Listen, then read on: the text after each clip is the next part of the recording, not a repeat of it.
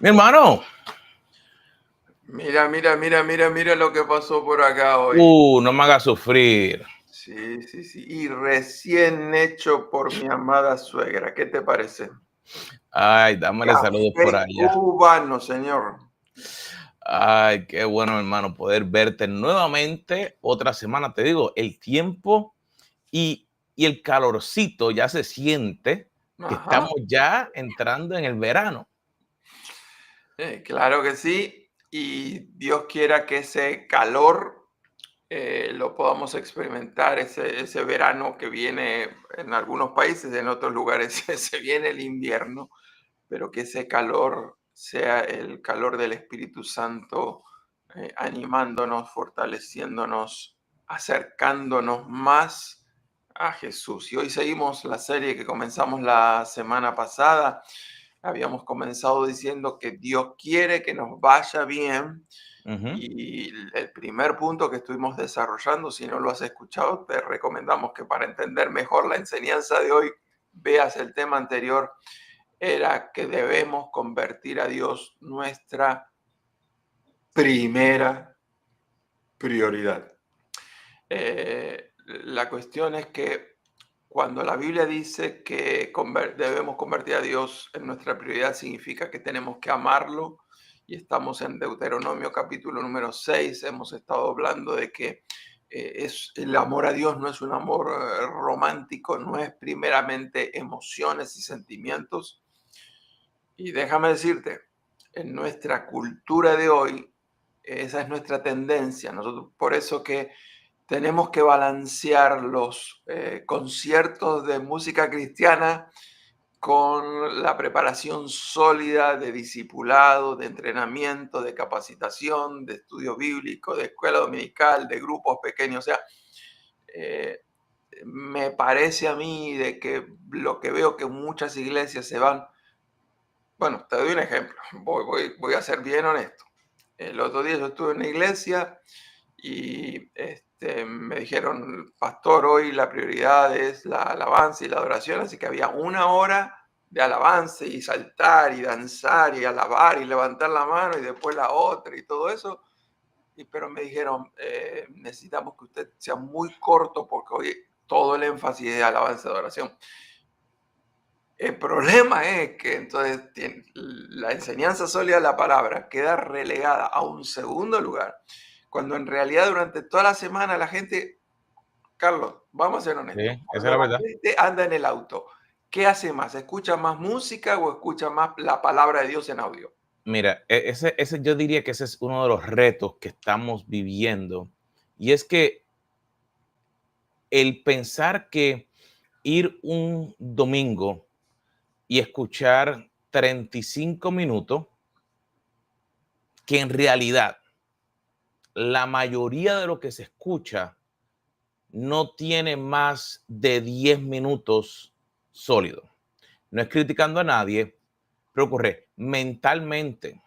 Está probado que una persona cuando se sienta por un largo tiempo se le hace difícil comprender o entender a menos que ya esté en un ritmo. Por eso es una de las cosas que nosotros instamos, que buscarle diariamente, y el tema de hoy va a ser, va por ahí, por esa línea, que cuando estamos, piensa como un tren cuando está parado, para moverlo, con un bloquecito o con una piedrita en la vía, no se puede mover.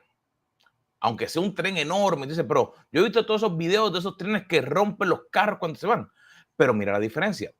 Cuando el tren le da a ese carro o a ese camión o lo que tú ves, no está parado, sino que venía ya con un momentum. Así que puede llevarse lo que lleva por el medio. Pero cuando está parado, tiene que empezar a generar esa energía para que se muevan las ruedas. Por ejemplo, si nos acordamos, los trenes de vapor, pues empezaban y tú y se movían. Ahora los eléctricos, como quiera, tú ves que empiezan esas ruedas a moverse y gastan más energía al empezar a mover el tren. Y eso es lo que nos pasa cuando nos enfocamos en que Y a mí me encanta el avance de la oración. A mí me encanta cantar. Me encanta todo ese punto. Pero uno de los puntos importantes es que tenemos que darnos cuenta que la realidad es una prédica el domingo no es lo que hace la transformación. Y nuevamente, no es criticando a nadie, es que humanamente hace falta profundidad para permitir que Dios nos ilumine y que haga el cambio, porque si no, se hace difícil que tú puedas, entonces cuando Dios te habla y el pastor, el ministro, quien está al frente, utiliza un versículo, una historia y Dios está tratando de hablar a tu vida, que tú digas, oh, wow, esa área me toca a mí. El Espíritu Santo es el que hace el cambio, no estamos poniéndole o quitándole el trabajo al Espíritu Santo, sino que tenemos que buscar de la palabra, porque como mencionó Carlos, la palabra es lo que hace el cambio. Y muchas veces pensamos que la palabra es utilizar, como antes se le llamaban, muchas palabras difíciles, que es lo otro que yo veo. Que hay mucha gente que usa palabrerías, que era lo que es, en la palabra se habla como los fariseos, que estaban hablando muchas cosas que la gente no entiende. Y al no entender, piensan, oh, esa persona es tan santa. No tiene sabe mucho. Sí, o sea, porque si no lo puedes explicar de una manera sencilla, Jesús no usaba palabras difíciles. Jesús usaba ejemplos sencillos para que pudiera llegar al corazón de la persona que lo necesitaba y que pudiera entender. Y entonces por eso era que los fariseos se confundían, porque decía, esto está muy sencillo, ¿qué es esto que está hablando? Así que, de nuevo, la sesión anterior estábamos hablando de nuestra primera prioridad, que era Dios. Hoy vamos a estar hablando de la palabra de Dios y la importancia de poder ser instruidos y de instruir a otros en la palabra de Dios. Y estamos basándonos de nuevo en Deuteronomio capítulo número 6. Hoy vamos a estar leyendo los versos 6 al 9 y luego vamos a explicar algunas cosas relacionadas con este pasaje. Bueno, entonces, me dice Deuteronomios, los versículos de 6 al 9, debes comprometerte con todo tu ser a cumplir cada uno de estos mandatos que hoy te entrego. Repíteselo a tus hijos una y otra vez. No dice que solo diga una vez, dice una y otra vez. Habla con ellos en tus conversaciones, cuando estés en tu casa, cuando vayas por el camino, cuando te acuestes, cuando te levantes. Átalos a tus manos y llévalos sobre tu frente como un recordatorio. Escríbelos en los marcos de la entrada de tu casa y sobre las puertas de la ciudad. Hermano, está claro. Carlos, si estuviera claro, si estuviera claro acá y acá, no tendríamos los problemones que tenemos criando a nuestros hijos. Pero es que yo diría que ahí es donde está la cosa. Entenderemos que eso es lo que nos toca hacer.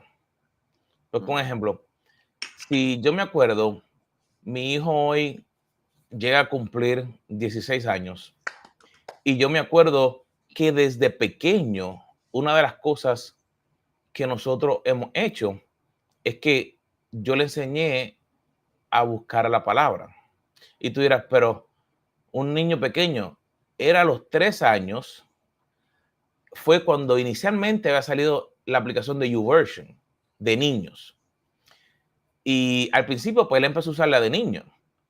Pero cuando salió la opción de que la Biblia tenía audio, yo le enseñé para que él empezara a aprender a hablar y a leer. Entonces, pues como tenía el audio, él ya a los 3, 4 años había escuchado la Biblia entera porque se iba a dormir con la Biblia y todas las noches venía y volvía y buscaba lo que le tocaba y volvía, apretaba y le escuchaba.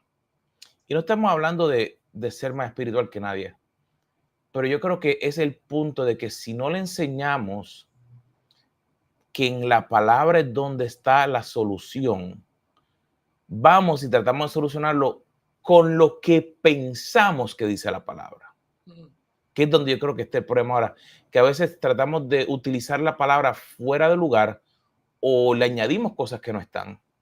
para tratar de llevar un punto que queremos comunicar. Sí, a mí me parece que una cosa que deberíamos hacer al leer Deuteronomio 6 es leer palabra por palabra. Leer palabra por palabra con pausa. Nosotros leemos a veces la palabra de Dios como leemos un posteo de redes sociales, como algunos leen el periódico, una revista. No, no, no, no, no. Es que cuando uno se pone a leer este pasaje, hay énfasis en cada palabra. Por ejemplo, dice, debes comprometerte con todo tu ser. No dice, debes comprometerte a cumplir cada uno de los mandamientos. No, no. Debes un compromiso con todo el ser. Mira la profundidad que eso tiene. Después dice, no dice, debes obedecer los mandamientos. Dice, debes obedecer cada uno de los mandamientos. Mira el énfasis. Cuando dice que tienes que repetir una y otra vez, la mejor manera de poder decir eso sería, debes repetirlo una y otra vez, una y otra vez, una y otra vez, una y otra vez, una y otra vez, una y otra vez. ¿Cuándo? Una y otra vez, una y otra vez, una y otra vez, una y otra vez. La idea es como cuando uno va a poner un clavo en una pared, pero mira, imagínate que tienes un clavo de 1 metro. Es una y otra vez, una y otra vez, una y otra vez, una y otra vez, una y otra vez. O sea, no es la palabra no es algo que ¡ping! Ya está. No, no, no, es una y otra vez, una y otra vez, una y otra vez, una y otra vez. ¿Por qué? Bueno, hay muchas razones. Severino Croato, un gran teólogo, llegó a decir que una de las razones por las cuales debemos hacerlo una y otra vez es porque la palabra tiene lo que se llama reserva de sentido. ¿Qué es la reserva de sentido? La reserva de sentido es como en el automóvil tú tienes un tanque de nafta, de gasolina, y cuando tú crees que ya no hay más nada, todavía tiene una reserva. Ahí hay todavía para un caso de emergencia. Bueno, yo no sé, pero probablemente tú y yo hemos leído el Salmo 23 como poco, 100 veces en la vida, sin contar los funerales. O sea, y no es verdad que cada vez que uno lo vuelve a leer o vuelve a meter, como que descubrimos cosas que no habíamos descubierto la primera vez. Por eso que se puede leer la Biblia constantemente y los mismos pasajes que leímos hace una semana atrás, hoy tiene un, un, un nuevo color. Y eso, como tú dices, le cambia, porque como tú mencionaste, el leerlo hoy, si yo estoy en un momento alto o de alegría o estoy bien, el Señor me ministra de una manera. Pero viene y la semana que viene estoy pasando a lo mejor por un momento difícil, alguna enfermedad, alguna situación. Y cuando leo el mismo pasaje, Dios viene y ministra a mi vida de una manera diferente. Por eso es como tú mencionas, que es tan importante el que lo hagamos constantemente para poder recibir. Nuestros hijos debieran ser nuestros primeros discípulos. Una evidencia de lo mal que estamos como cristianos es que aunque el mandamiento es hacer discípulos a todas las naciones, eso no es un mandamiento para los pastores, para los evangelistas, para los profetas, para los apóstoles. Todo el mundo tiene que hacer discípulos. Si tú evalúas, y ahí pones, supongamos que en el domingo tú evalúas, ahí tienes 100 personas sentadas, probablemente 5 de ellos tengan discípulos, 95 no tienen.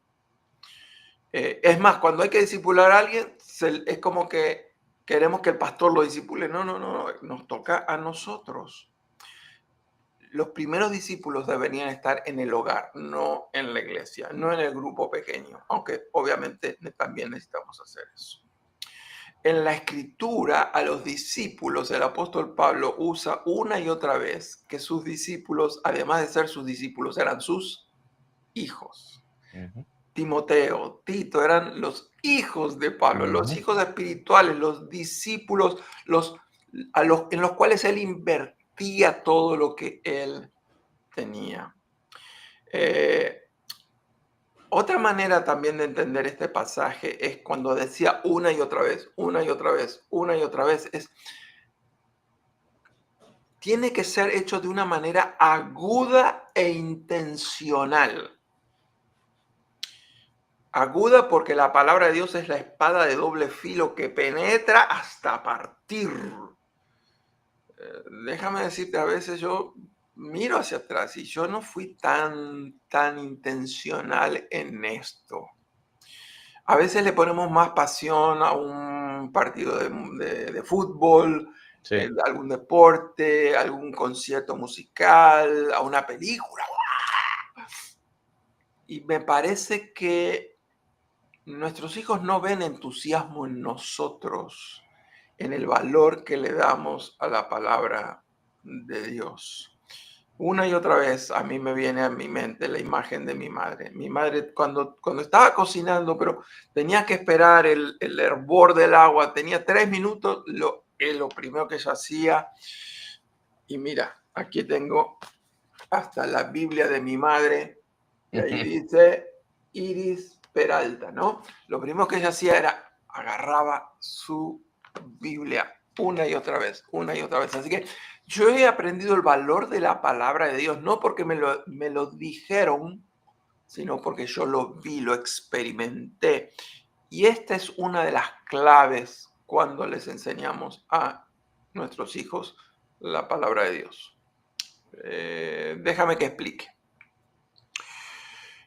Cuando a mí me pusieron mi nombre, Carlos Darío Peralta, supongamos, gracias a Dios esto no pasó, pero es una suposición, un escenario ficticio.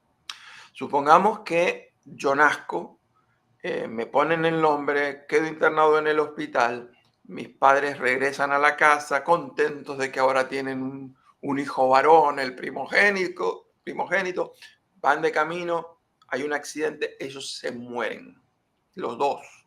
Así que quedo huérfano de padre y de madre, me adopta quien sea. El nombre mío ya quedó, Carlos Darío Peralta, punto. Aunque mis padres ya no viven. Pero la fe cristiana no es como imponerle a uno el nombre.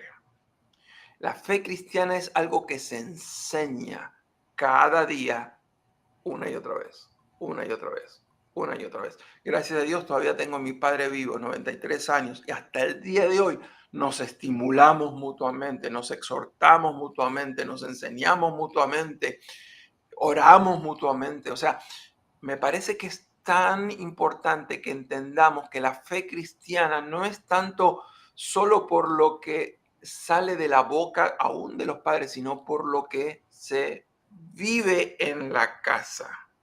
Un ejemplo de esto.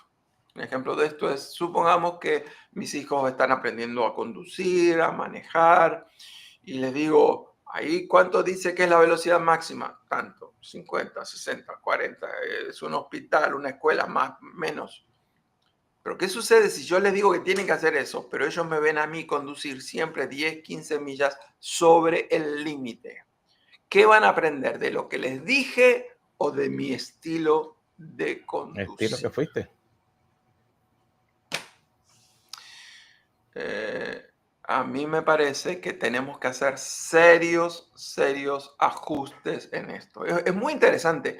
Moisés, recordamos que el otro día estábamos hablando que él está hablando de Deuteronomio, la segunda ley a la generación nueva del pueblo de Israel.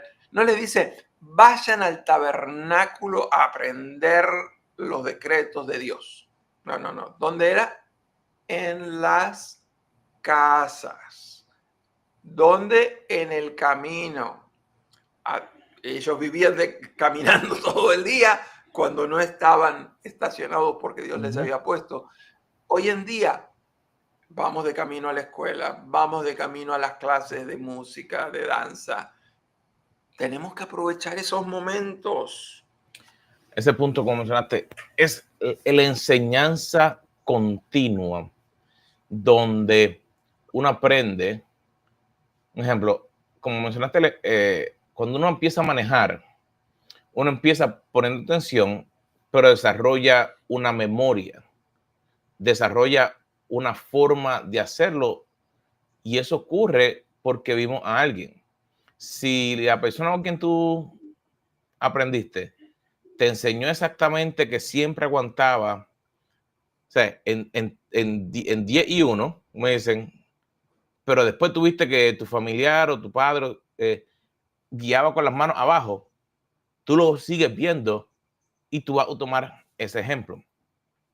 Yo diría que es importante el pensar que no es, pero es que no lo pude hacer bien. Es que Dios nos da oportunidades día a día para que podamos entonces darnos cuenta si fallamos, si tenemos que ayudar, si digamos, si hicimos cosas que nuestros hijos nos vieron de manera incorrecta, ¿cómo entonces decir, mira, esto yo lo hice mal y decírselo?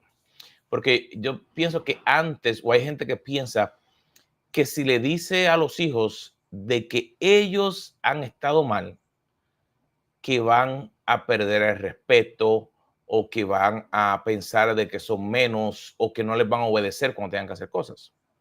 Pero yo te diría que a las personas que más yo respeto son los que o en algún momento me han dicho, mira, discúlpame, yo estuve mal, y no es por, yo estuve bien y él estuvo mal. No, estoy hablando de que una persona se dio cuenta que lo que estaba haciendo no estaba correcto. O una persona que me comparte de dónde aprendió. Mira, yo estaba haciendo esto incorrecto. Y es interesante el poder, yo ver que, por ejemplo, cuando yo trato de sentarme con mis hijos, hay momentos en que cuando tú tratas de enseñarle, no reciben, o tú piensas que no reciben, pero ver cómo después tú ves un poquito de lo que pueda salir. Y como dices, es esa consistencia.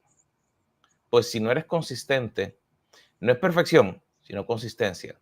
Ok, estoy por aquí, estoy buscando, estoy enseñándole qué se hace, constante. Eso trae una diferencia en la vida de ellos para que ellos aprendan también para después. Carlos, te voy a hacer una pregunta muy difícil. ¿Cada cuántos días alguien se levanta de la cama y cada cuántos días alguien se acuesta en su cama? Bueno, normalmente debería ser diariamente, normalmente. Ujú, Hay veces ujú. que si decimos los que estamos un poquito más viejitos, cuando en la noche nos tenemos que levantar 3 y 4 veces para ir al baño, los más jovencitos, a lo mejor 1 o 2 veces en la noche, en la mañana Mm, te levantas de la cama, así ujú. que te diría que por lo menos unas 3 o 4 veces al día. Eh, pero el énfasis es que por lo menos una vez uno se levanta y por lo menos una vez uno se Ujú. acuesta. Es decir, esto de enseñar la palabra de Dios a los hijos es algo diario, cotidiano.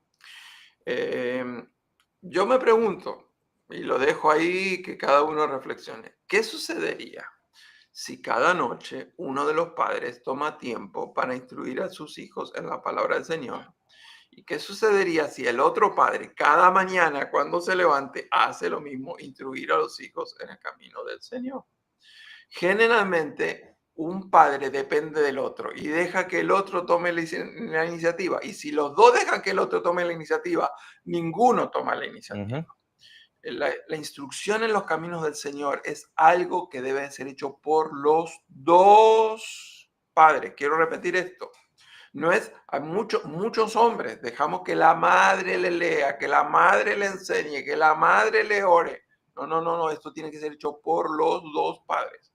Y quizás usted, señora que me está escuchando, quizás usted tiene la bendición de que su marido lo hace. Pues recuerde, no es solamente su marido, es algo que los dos padres deben estar involucrados. Y antes que sigas, Carlos, una de las cosas que podemos ver es que los padres en la palabra no eran pastores, no eran teólogos, no eran perfectos, pero estaban tomando el tiempo de compartir lo que ellos estaban aprendiendo. Así que padre o madre que escuchas, a lo mejor te sientes que no sabes mucho, a lo mejor todavía tienes un montón de preguntas.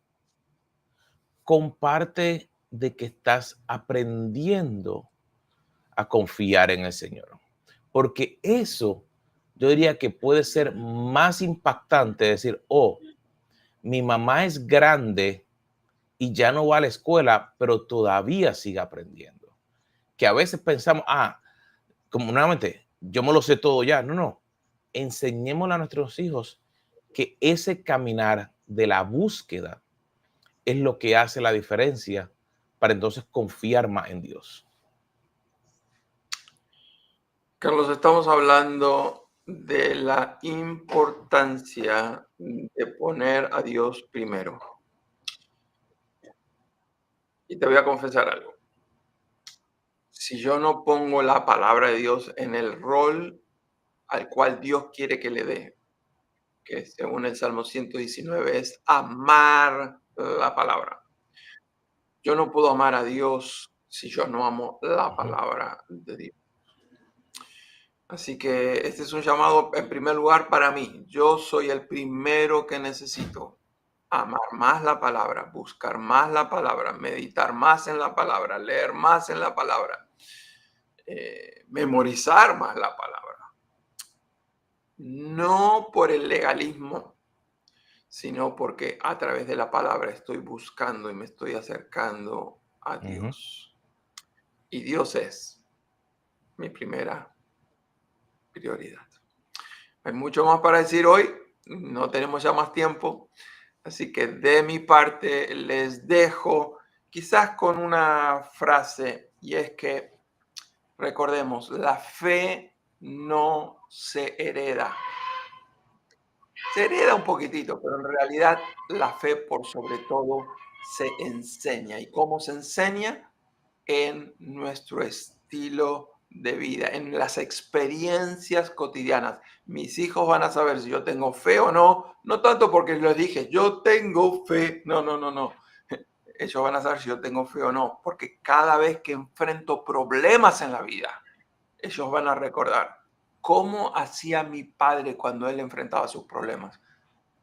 En fe, en confianza, descansando en el Señor. Señor proveerá, el Señor está conmigo, no temeré. Realmente, como mencionaste, la vivencia diaria es lo que hace la diferencia en cada uno de nosotros. Y el poder entonces, como mencionaste, mostrar a nuestros hijos. Pero antes de terminar, acuérdate, querido amigo y hermano, el mostrar a nuestros hijos no es para apariencia, porque ellos pueden darse cuenta, como Carlos acaba de mencionar.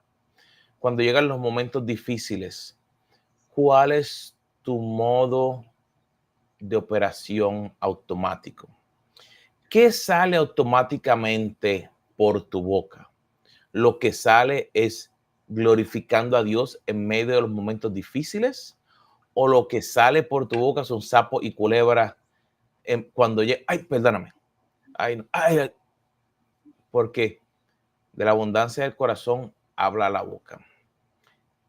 Si eso es lo que sale de ti, lo que no agrada a Dios, este es el momento para reconocer y decir, Señor, yo quiero, tú estás trabajando en mí y todavía esta área está difícil, ayúdame a cambiar. Pero toma el Amén. tiempo para que entonces a tus hijos le trates de enseñar eso que aprendiste. Mira, querido hijo, mira, querida hija, me di cuenta de que en mi caminar con el Señor, esta área necesitaba cambiar y no me había dado cuenta. Y oré para que Dios me cambie. Porque de ahí, en ese momento, nuevamente le estamos enseñando a nuestros hijos de que cuando ellos pasen por esos momentos difíciles, como dice, eh, el versículo habla de constantemente estar recordándole que cuando vamos a Dios, Él es quien cambia y Él es quien nos transforma. Así que, mi gente, toma el tiempo para que puedas utilizar la palabra para que haga el cambio en ti y que lo haga en tu vida. Así que, mi gente, nos vemos la próxima semana aquí en Café Carlos. Con los Carlos. En la mesa de al lado, risa resonando, con historias de vida, nuestros sueños contando, en cada